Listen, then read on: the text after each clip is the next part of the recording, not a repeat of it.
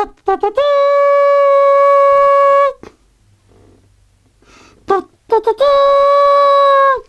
on Sundays 48! Yeah!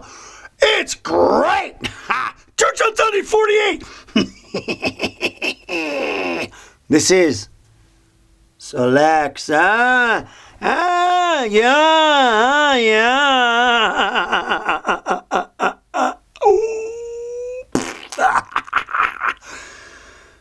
Church on Sundays 48, yeah, oh, it's great, yeah, Church on Sunday 48, it's great.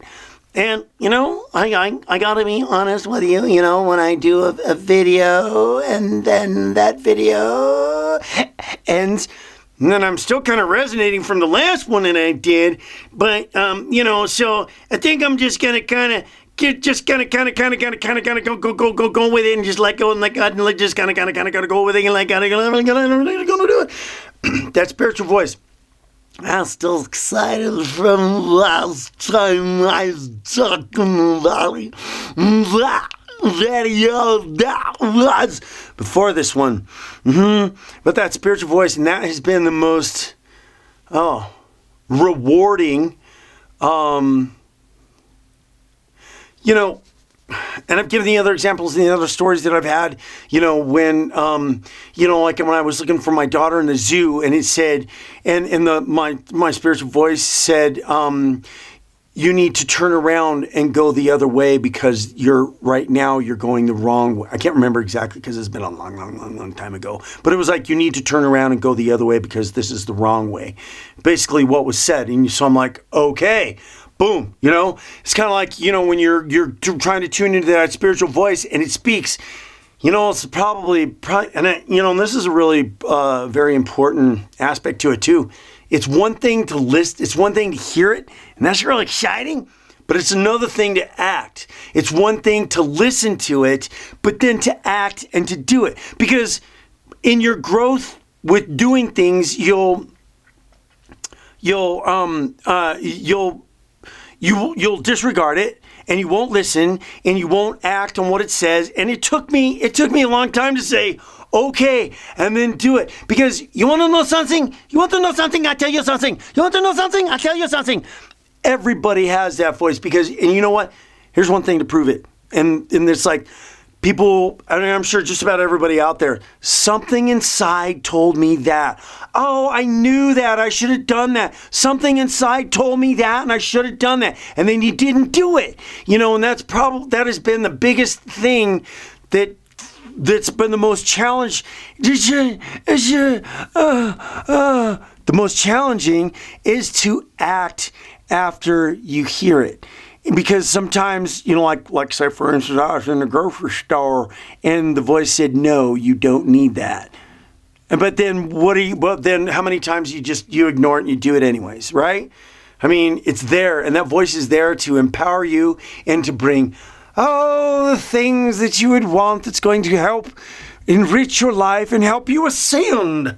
Yeah, because, you know, I mean, even in my own life, day to day, I'm like, I get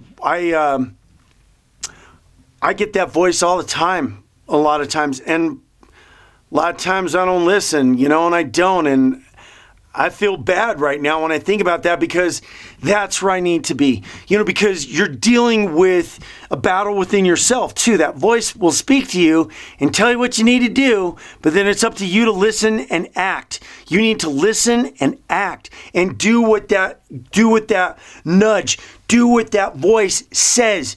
Do it! Just do it! I mean, understand, you know how to do it, okay? Just do it! You know, like the shoes.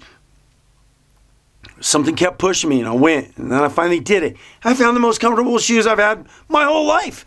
And then I thought about it. I was glad because I had tried on a pair. I tried on a pair of these one kind of shoes when I was at the store shopping for the other ones, and they were kind of similar in the style for the ones that I was going to get online. And I was wearing them. I'm like, oh man, they had kind of more of a solid kind of feel to them. And I'm like, oh man, I'm so glad. You know, so there was that aspect to it. So I'm glad I listened there. And when I was getting those little pellet things, and it was like, you don't need them. It's summertime. And that voice had already spoken, and I just kept on ignoring it. And then when I finally got down to the nitty-gritty of the whole thing, you see, the nitty-gritty of it all, and I was like, because before I even went to the store, I was like, you don't need that because it's summertime and the smell's going to be lost anyways. But I was like, no, I'm in control. No, I want. So then I go there and then finally I'm like torn about, and not that the amount was, the amount was much, what I was spending, could I have afforded it? Yes. But I like leaning on that voice. I like leaning on God because, I take those little opportunities to listen to that voice and to hear it and allow myself to be guided, because down the road, things probably going to get a little bit more complex, you see, and I need to be able to be tuned in to God. Yeah, baby, tuned in to God. Yeah. Just tuned in so that I can hear what I need to hear when I need to hear it and be able to listen to that. Sting. Yeah, that was not me speaking. That was God. When Jesus said, "Who am I?" And he said, "You are the Christ. You are the Son of God. Blessed art thou, Simon Bar-Jonah, because it's not by flesh and blood that is revealed this to you, but my Father who's in heaven." And it's upon, and this is how I understand it, and I think some other people probably would too. And it is upon this rock that he's going to build his church. It is upon this rock. And this rock is the ability to hear and listen to God and act in what he did. He spoke. You are the Christ. You are the Son of God. He heard it. He said it, and it is upon this rock. So if we're talking about our religion here, is that we're trying to create like this. It's not really religion. No, it's not really religion, because to me, religion is something that's been man-made.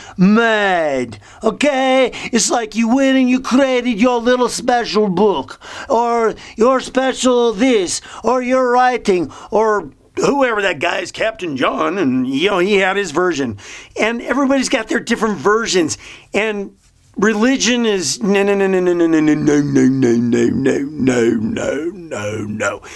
There's one God. Why can't we all just call him God?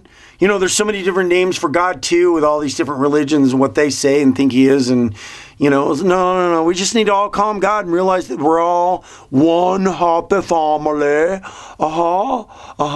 Believing in Jesus and the work of the cross.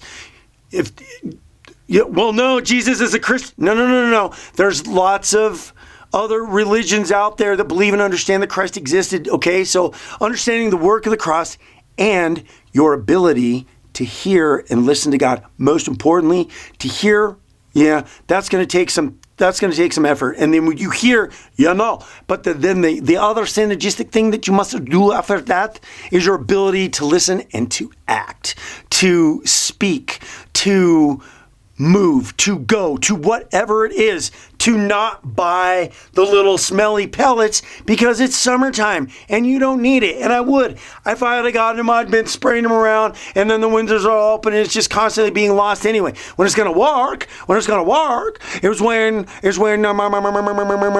the windows are shut and it's cold in the wintertime, and then all this smelly good stuff will be inside.